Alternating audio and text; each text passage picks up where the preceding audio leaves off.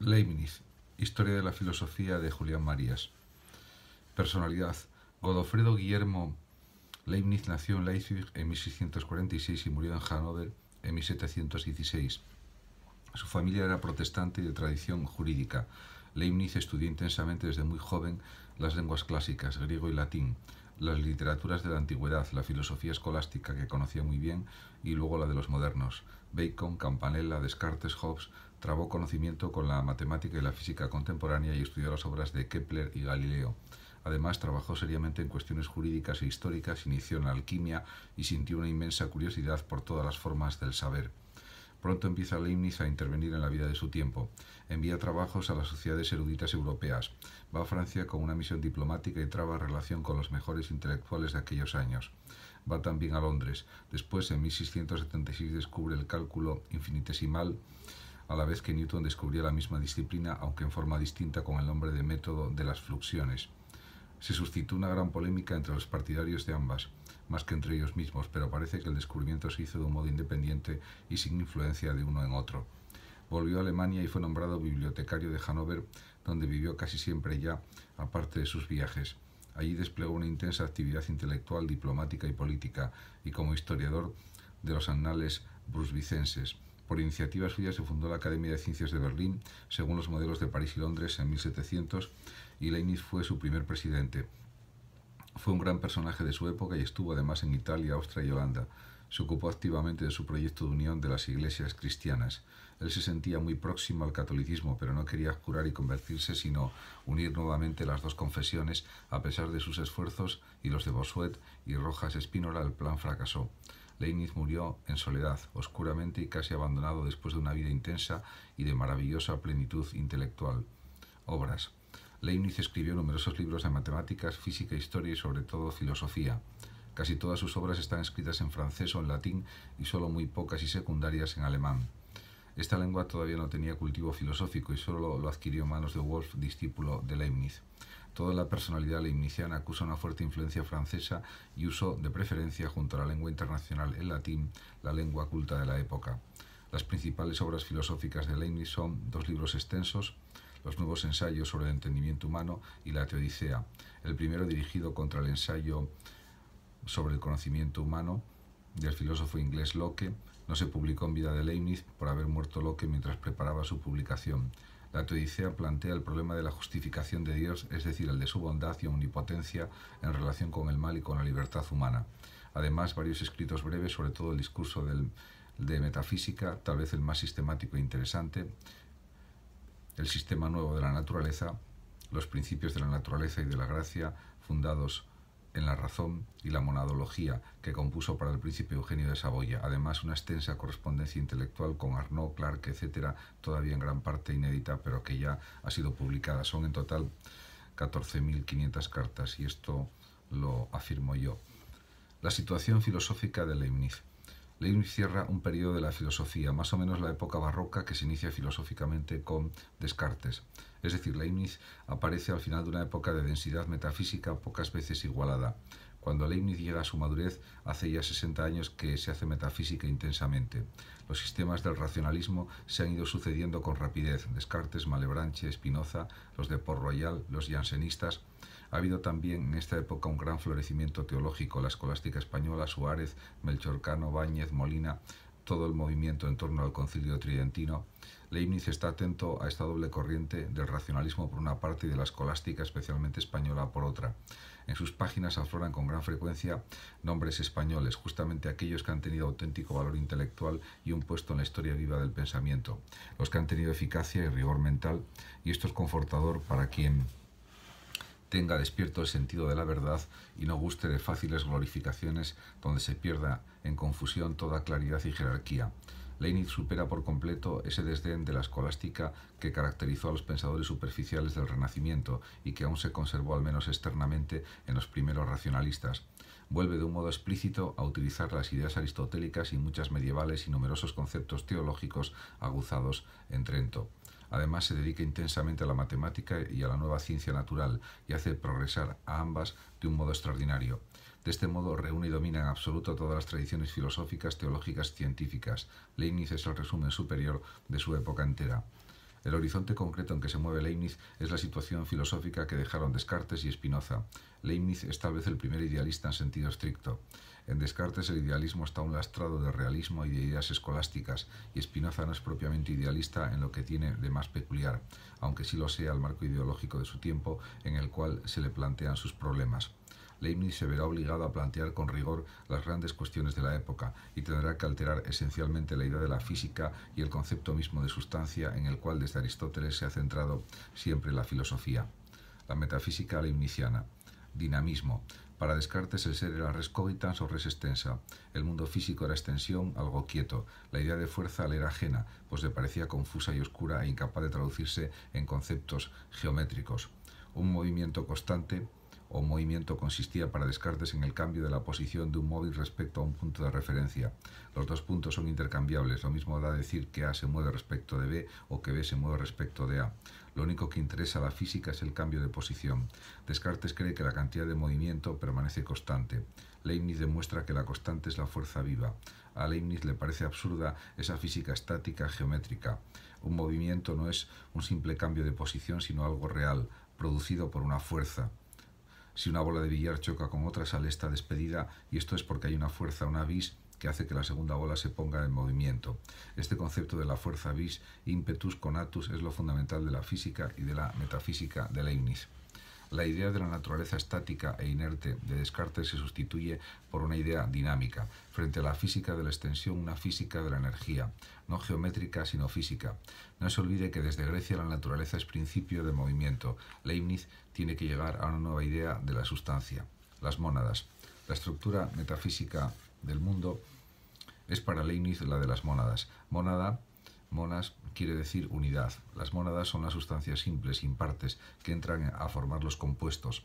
Son los elementos de las cosas.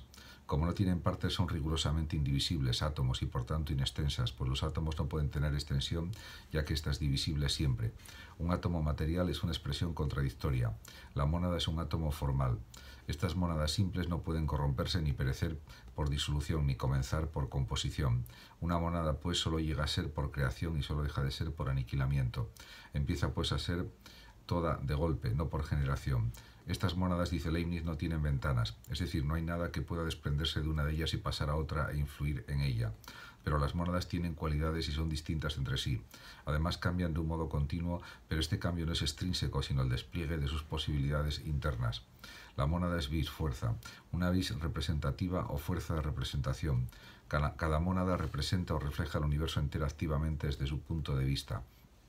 Las mónadas, por esto, son irreemplazables. Cada una refleja el universo de un modo propio.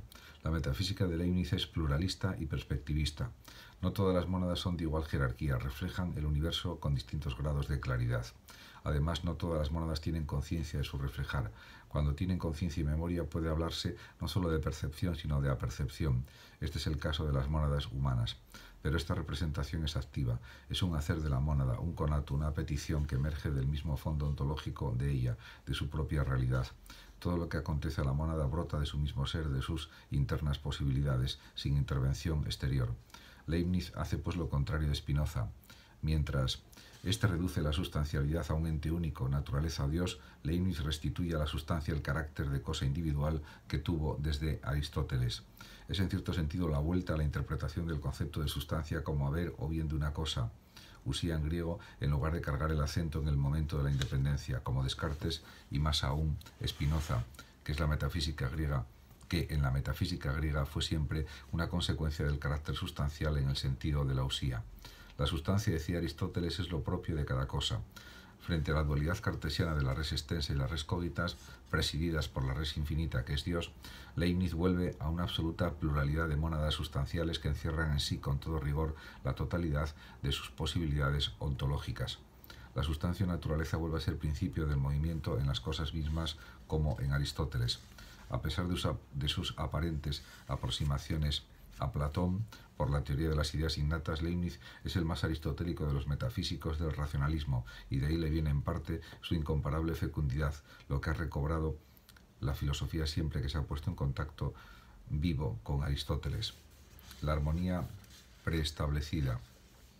Como las múltiples mónadas que constituyen el mundo no tienen ventanas, el problema de la imposible comunicación de las sustancias no es ya solo el del conocimiento, sino ante todo el del orden mismo y la congruencia del mundo en su conjunto.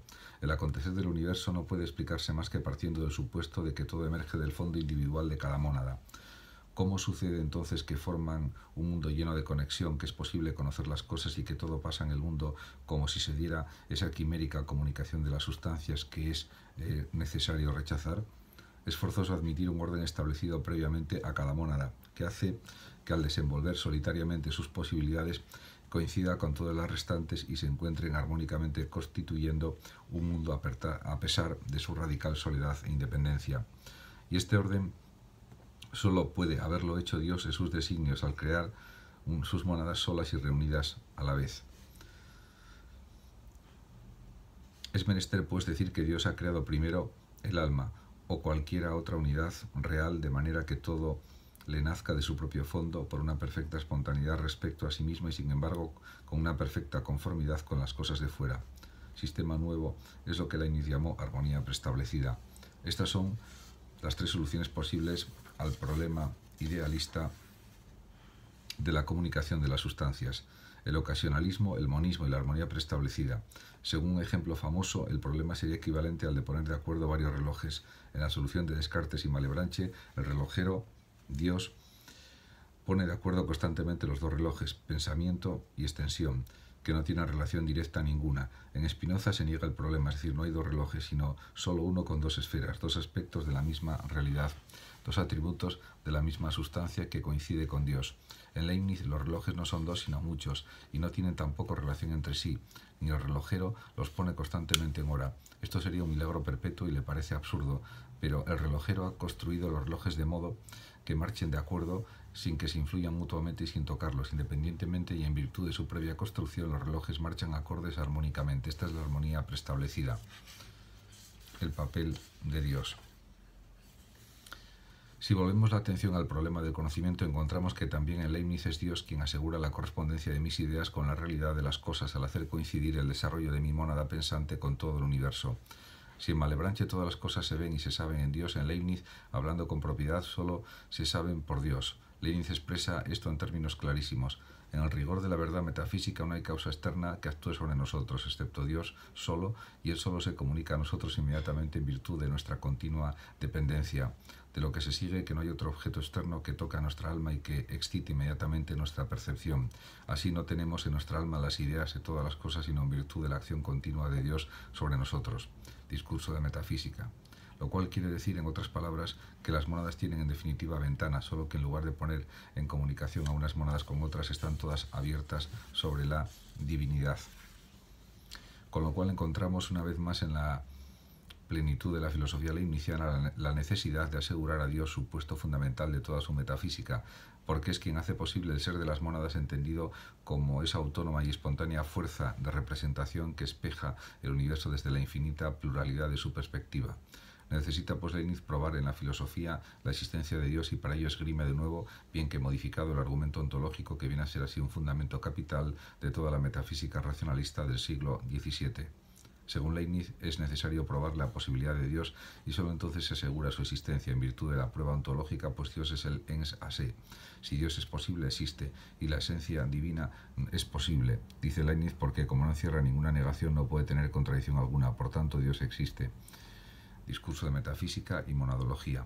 Pero Leibniz hace algo más, intenta también una prueba a posteriori y experimental. Si el ens a se es imposible, también lo son todos los entes a alio, puesto que estos solo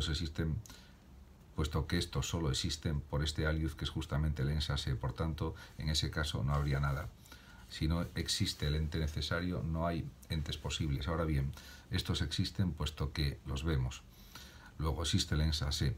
Las dos proposiciones enunciadas juntas componen la demostración leibniziana de la existencia de Dios. Si el ente necesario es posible, existe. Si no existe el ente necesario, no hay ningún ente posible. Este razonamiento se funda en la existencia conocida a posteriori de los entes posibles y contingentes. La fórmula mínima del argumento sería este: hay algo, luego hay Dios. El conocimiento, percepción y apercepción. Las mónadas tienen percepciones, pero estas percepciones no son siempre iguales, sino que pueden ser claras o oscuras, distintas o confusas. Las cosas tienen también distintos grados, y las cosas tienen percepciones insensibles, sin conciencia, y el hombre también en diferentes grados. Una sensación es una idea confusa. Cuando las percepciones tienen claridad y conciencia y van acompañadas por la memoria, son una percepción, y estas son propias de almas. Dentro de las almas hay una jerarquía y las humanas llegan a conocer verdades universales y necesarias. Entonces puede hablarse de razón, y el alma es espíritu. En la cumbre de la jerarquía de las mónadas está Dios, que es acto puro. Verdades de razón y verdades de hechos. Leibniz distingue entre las que llama vérités de raison y vérités de fait. Las verdades de razón son necesarias, no pueden concebirse que no sean, esto se funda en el principio de contradicción, por tanto son evidentes a priori, aparte de toda experiencia. Las verdades de hecho, en cambio, no se justifican a priori sin más. No pueden fundarse solo en el principio de identidad y en el de contradicción, sino en el de razón suficiente. 2 y 2 son 4, esto es verdad de razón y se funda en lo que es el 2 y lo que es el 4. 2 y 2 no pueden no ser 4. Colón descubrió América, esto es una verdad de hecho y requiere una confirmación experimental. Podría no ser verdad, no es contradictorio que Colón no hubiera descubierto América.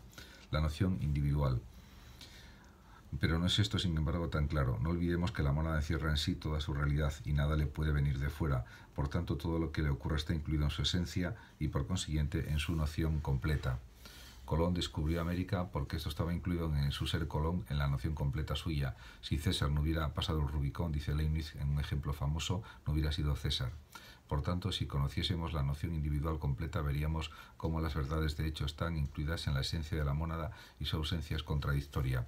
Las verdades todas serían, pues, verdades de razón necesarias y a priori. Pero ¿quién posee la noción completa de las mónadas? Solo Dios. Por tanto, solo para él desaparece la distinción mencionada que para el hombre subsiste. En rigor, pues para Leibniz no habría notas accidentales, dice Leibniz, que toda predicación verdadera está fundada en la naturaleza de las cosas. Todos los juicios, pues, son analíticos, no son más que la explicitación de la noción del sujeto. Kant enseñará luego la importante distinción entre los juicios analíticos y los sintéticos, desde supuestos metafísicos distintos de los de Leibniz. El ignatismo. Todas las ideas proceden de la interna actividad de la mónada, nada es recibido desde fuera.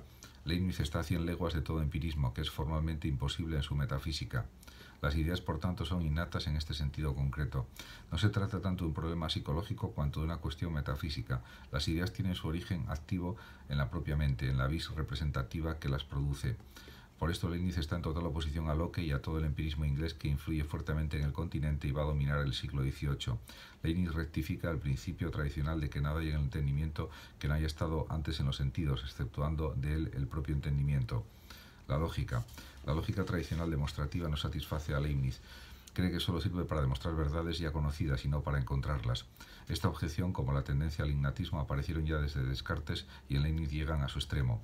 Leibniz quiso hacer ver una verdadera ars inveniendi, una lógica que sirviera para descubrir verdades, una combinatoria universal que estudiase los posibles o las posibles combinaciones de los conceptos.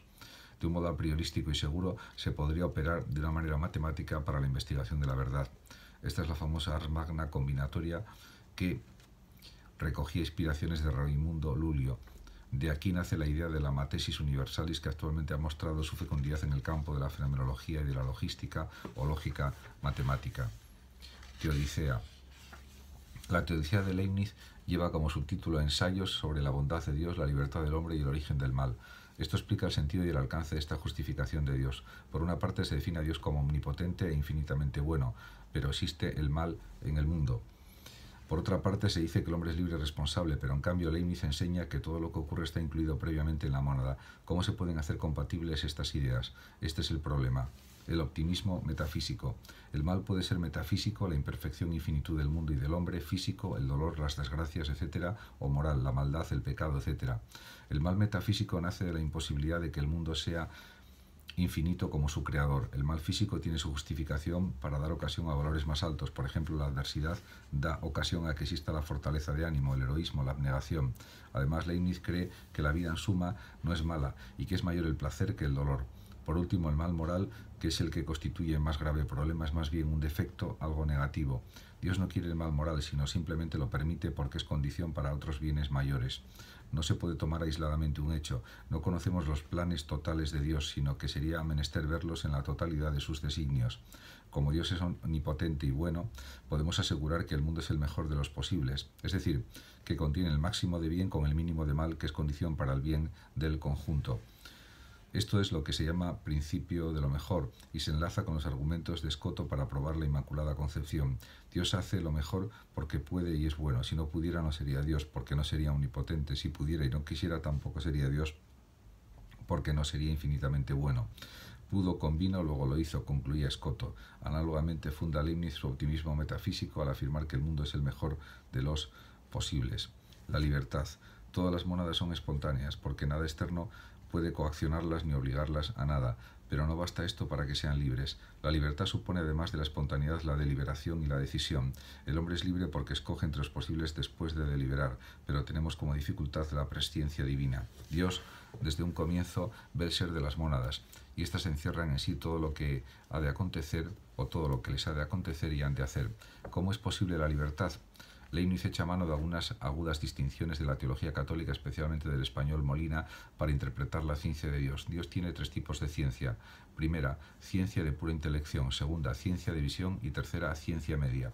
Por la primera, Dios conoce todas las cosas posibles. Por la ciencia de visión conoce las cosas reales o futuras. Por la ciencia media, Dios conoce los futuribles, es decir, los futuros condicionados, las cosas que serán si se pone una condición, pero sin que esta condición esté puesta. Dios conoce lo que haría la voluntad libre, sin que esté determinado que esto haya de ser así, ni se trate, por tanto, de futuros. Como Cristo sabe que si en Tiro y en Sidón se hubiesen hecho milagros, las gentes hubiesen hecho penitencia.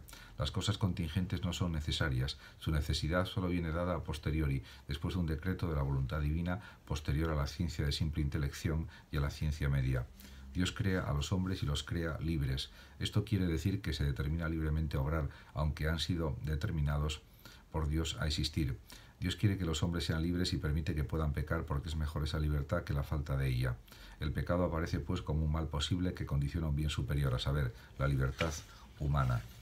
Dios en la filosofía del siglo XVII. Hemos visto cómo, a pesar del apartamiento de la teología, Dios no estaba perdido. Se puede fundar toda esta filosofía racionalista e idealista desde Descartes hasta Leibniz, porque Dios está ahí seguro, aunque apartado. La razón no podrá conocer acaso la esencia divina, no podrá hacer teología, pero sí sabe con certeza que existe Dios. La situación del tiempo, insisto, en ello es la de tener a Dios un tanto lejano, un tanto inaccesible e inoperante en la actividad intelectual, pero sin embargo seguro. Se hace pie en él, aunque no sea tema en que se detengan con interés constante las miradas. Deja de ser el horizonte siempre visible para convertirse en el suelo intelectual de la mente europea del siglo XVII. Esto es lo que da su unidad profunda al periodo de la historia de la filosofía que va de Descartes a Leibniz.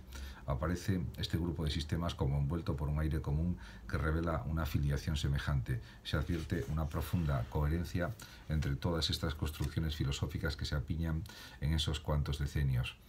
Y estos sistemas filosóficos aparecerán juntos como contrapuestos a otro grupo de altos edificios metafísicos, el llamado idealismo alemán que arranca de Kant para culminar en Hegel.